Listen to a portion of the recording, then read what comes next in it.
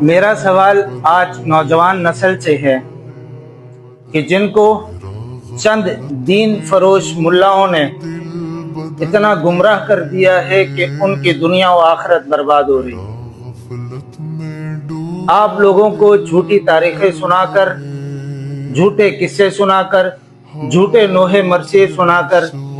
اتنا گندا کر دیا ہے کہ آج کا نوجوان اپنی دنیا کے اندر اسلام کو پیش کرتا ہے تو پھر اس کو اسلام پیش کرتے ہوئے اس کے دل کے اندر ایک پڑھن ہوتی ہے کہ ہماری اسلامی تاریخ کیا ایسی رہی ہے کہ ہمارے بڑے لوگ آپس میں لڑتے رہے، ایک دوسرے کے دشمن تھے، ہمارے پاس نہ قرآن اصلی پہنچا، نہ ہمارے پاس اذان اصلی پہنچی، نہ ہمارے پاس حدیث اصلی پہنچی، نہ ہمارے پاس دین کا کوئی جز اصلی پہنچا۔ مطلب اتنا ڈسٹرب کر کے رکھ دیا ہے کہ ایک نوجوان جو پڑھا لکھا ایجوکیٹڈ ہے وہ بھی سوچتا ہے کہ یار اسلام ایسا ہے کہ ہمارے پاس تو کچھ اوریجنل ہے ہی نہیں ہے۔ یہ سب کی بنیاد کیا ہے؟ بنیاد یہ تھی کہ جو دین فروش لوگ تھے ان لوگوں نے جھوٹی تاریخیں گھڑ گھڑ کے ان کا ذہن ایسا پکا کر دیا کہ جی صحابہ اور اہل بیت آپس میں تو دشمن تھے، آپس میں ان کی بنتی نہیں تھی، ایک دوسرے کے جان کے دشمن، مطلب اتنا برا حال کر دیا کہ اسلام کی بنیادوں کو ہلا کے رکھ دیا ہے۔ اور ظاہر سی بات ہے نبی علیہ السلام سے دین لے کر آگے پہنچانے والے صحابہ تھے اور اہل بیت رسول تھے۔ جب ان دونوں کی بنیادوں کو ہی آپس میں الگ کر کے ہلا کے رکھ دیا ہے تو پورے کا پورا آنے والا اسلام جو ہمارے پاس ہے ظاہر سی بات ہے وہ مشکوک لگتا ہے لوگوں کو۔ تو میری درخواست ان نوجوانوں سے ہے کہ ان جدید فروش، ان دین فروش ملاؤں سے جا کر سوال کرو کہ آپ کون سی تاریخ ہمیں سناتے ہو۔ ایک طرف آپ بات اہل بیت کی کرتے ہو اور دوسری طرف صحابہ کا اختلاف بتاتے ہو۔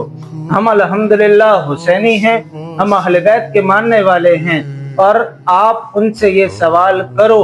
کہ اگر ابو بکر نے حضرت سیدہ فاطمہ کا حق نہیں دیا تھا تو سیدنا علی نے ابو بکر کے پیچھے نمازیں کیوں پڑھی، ابو بکر کو خلیفہ اول کیوں مانا، اگر وہ مجبوری تھی تو علی کو مشکل کشا کیوں کہتے ہو، اگر مجبوری نہیں تھی تو اس کا مطلب ہے کہ علی نے ابو بکر کو امام مانا، اگر حضرت عمر نے سیدہ فاطمہ کے ساتھ نعوذ باللہ اگر نا انصافی کی تھی تو پھر سیدہ ام کلثوم کا نکاح حضرت علی نے حضرت عمر کے ساتھ کیوں کیا، اگر وہ مجبوری تھی تو علی مشکل کشا کیسے، اور اگر مجبوری نہیں تھی تو اس کا مطلب یہ ہوا کہ عمر داماد علی ہے،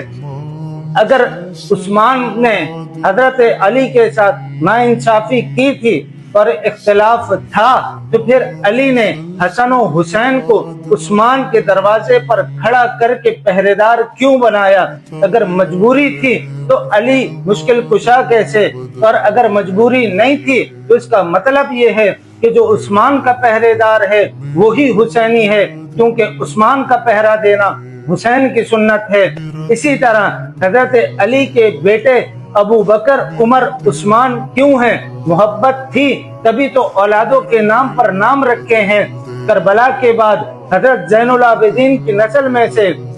یہی صحابہ کی اولادیں تھیں اور اہل بیت کی آگے نسل تھی کہ جن کے آپس میں رشتے ہوئے۔ کہنے کا مقصد اتنا ہے کہ صحابہ و اہل بیت ایک ہیں۔ ان ملاؤں کو، ان دین فروشوں کو، ان لوگوں سے سوال کرو کھڑے ہو کر کہ امت کے اندر انتشار کیوں پھیلاتے ہو، امت کے اندر فتنہ کیوں پھیلاتے ہو، لوگوں کو پیار محبت سے رہنے کیوں نہیں دیتے۔ آج دنیا کے ہر مذہب کے اندر گالی کو برا سمجھا جاتا ہے، مگر افسوس ان ملاؤں کے اوپر ہوتی ہے کہ جو گالی کو مذہب بتا کر بیان کرتے ہیں کہ صحابہ کو گالی دینا ثواب ہے۔ خدا کے لیے ایک بے غیرت اور ذلیل انسان بھی کسی کو گالی دیتا ہے تو اس کے دل کے اندر کھوٹ ہوتا ہے کہ میں غلط کر رہا ہوں۔ تو لہٰذا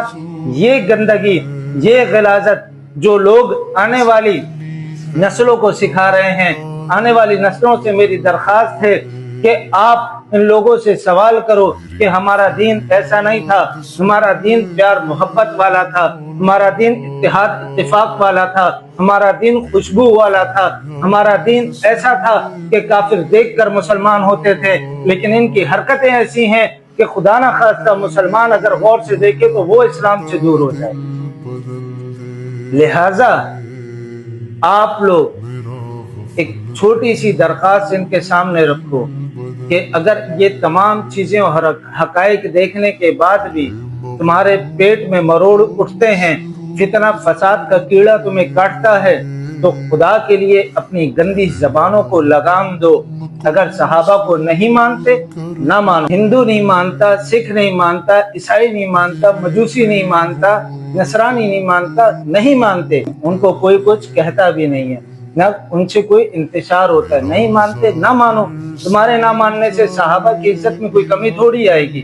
لیکن انتشار وہاں ہے، اختلاف وہاں ہے کہ ہم اپنی ماں کی گالی تو برداشت کر سکتے ہیں لیکن اصحاب رسول اور اہل بیت رسول پر کسی کی گندی زبان برداشت نہیں کر سکتے۔ ایک کامل اور مکمل مسلمان جو ہوگا وہ اسلام کی سرحدوں کا بھی پہرے دار ہے، اسلام کی مقدس شخصیات کا بھی پہرے دار ہے، اور ختم نبوت کے ان پھولوں کا جو نبوت کی 23 سالہ محنت کا نتیجہ ہے، ان پھولوں کا بھی پہرے دار ہے۔ تو لہٰذا نوجوان نسل کوشش کرو کہ ان دین فروشوں سے اپنی جان چھڑاؤ، اپنے دماغ کو کھولو اور ایک حسین اسلام کو اپنے گلے سے لگاؤ، لوگوں کے اندر پیار محبت بانٹو، اتحاد اتفاق بانٹو، تاکہ ہر طرف پیار اور محبت کا ہی پرچم لہرائے۔ جزاکم اللہ خیر۔